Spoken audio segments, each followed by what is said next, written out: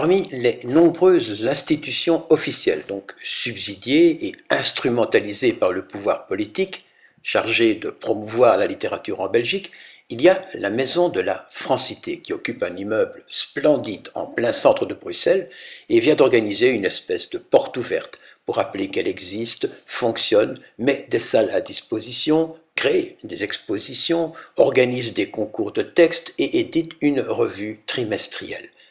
Le tout est de se demander si cette activité culturelle justifie son coût pour la communauté, surtout quand on sait que d'autres associations donnent l'impression d'un dynamisme équivalent avec 0 centime d'euro. Chloé Delis en est un bel exemple, et que la langue française est en recul à Bruxelles, au profit de l'anglais et de l'arabe. Un reportage d'Alain Macherotte. Alors qu'est-ce que la Maison de la Francité? Certains penseront que c'est une association de snobinards franskillons parlant avec la bouche en coup de poule. Ce n'est pas ça, peut-être, je ne sais pas. Et en fait, la Maison de la Francité est une institution qui a été créée le 5 mars 1976 par la Commission française de la culture et ensuite qui a été transformée en ASBL et subventionnée en 1978 par la Commission communautaire française. Son président est M. Ridouane Chahib, que je présente. Bonjour. Bonjour. Alors, est-ce que vous pouvez un petit peu nous parler de la Maison de la Francité? Quelle est sa mission première d'abord? La mission première, en fait, elle est double.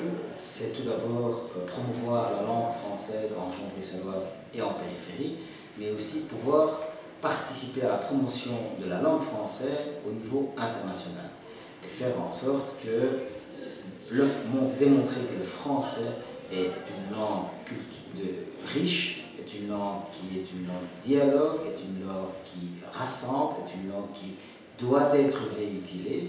Et donc nous participons depuis 1978 à essayer de faire en sorte d'imposer le français comme étant une langue, non pas de qualité, mais une langue d'exception. Mais je crois que c'est surtout dans les régions bruxelloises et wallonnes. On ne s'attaque pas à Flandre.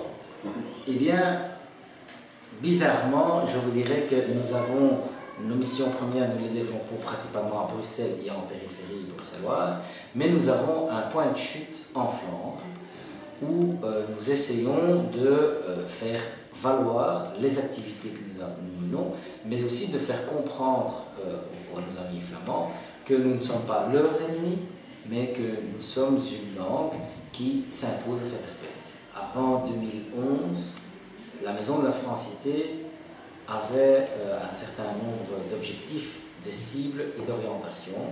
Aujourd'hui, on voit clairement que les choses ont changé, qu'on a décidé de recentrer nos moyens vers nos quartiers, vers notre région, parce qu'aujourd'hui le défi, c'est dans nos rues qui se situent, c'est dans nos quartiers. On parle d'essor démographique, mais l'essor démographique, c'est aussi pouvoir véhiculer notre langue française, pouvoir la faire passer le témoin. Quand mon fils arrivera à décortiquer un livre du début jusqu'à la fin, je pourrais me dire, cette fois-ci, j'ai réussi. Il y a du boulot, hein. Et il y a du boulot. Parce que beaucoup d'élèves qui sortent actuellement des humanités sont incapables, après 3 pages, de vous dire ce qu'ils ont lu. Hein. Tout à fait. Oui, et puis l'orthographe aussi. Tout à fait. Oui, mais l'orthographe, mais là, c'est vraiment un problème de compréhension. Je pense que c'est ça. C'est ça. Donc, on ne va pas non plus, nous, se substituer à l'éducation nationale.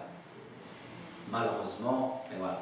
Mais si on peut apporter un regard extérieur, pourquoi pas? Nous sommes demandeurs. Et nous avons maintenant une maison qui est terminée et qui peut être mise à votre disposition pour ça.